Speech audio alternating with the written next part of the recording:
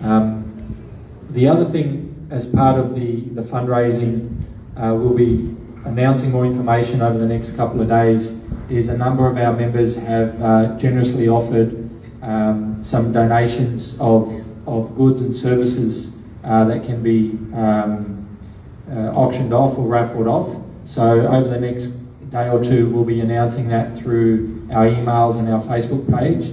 And so if there's any members here who'd like to contribute towards that as an in-kind donation, and then we can use that to help generate some more funds.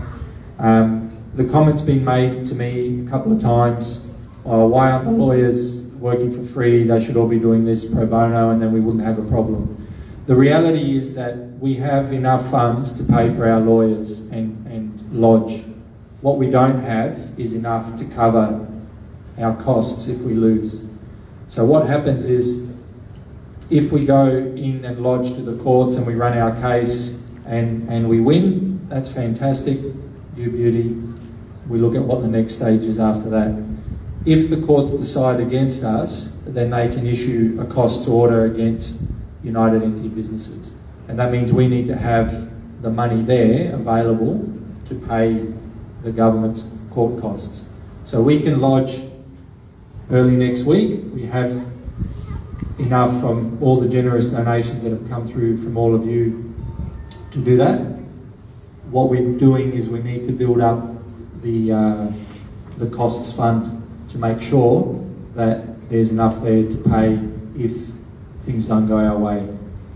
Like Daniel said, the lawyers working on our case are from all over the country and are some of the top legal minds. We've had multiple QCs, barristers and solicitors all working and contributing to the case. We all would have liked to have seen action earlier, but this is not a simple process.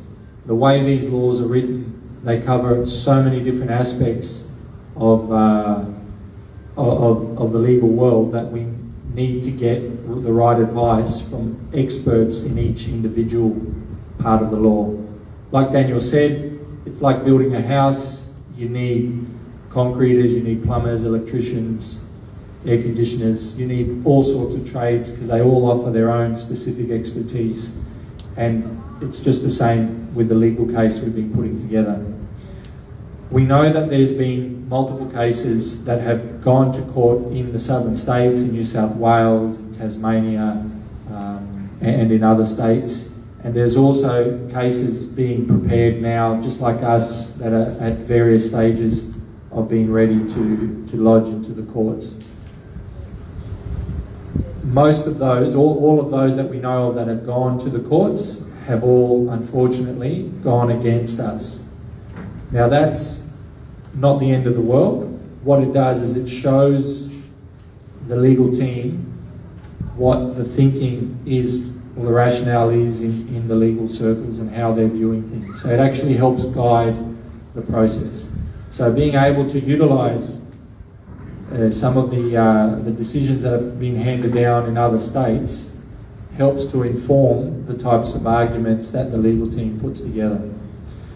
Our laws are unique to us. They're not the same as what's in New South Wales or Victoria or South Australia or WA.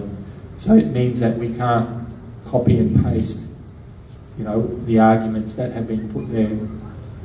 But we can glean some information back from what's been put down by the courts down south. This is a fight that is not going to be easy, and despite how difficult it may seem, everyone who we've spoken to has offered 100% of their support. All the lawyers and barristers and solicitors and QCs working on this case have all put in 100% of their effort and are behind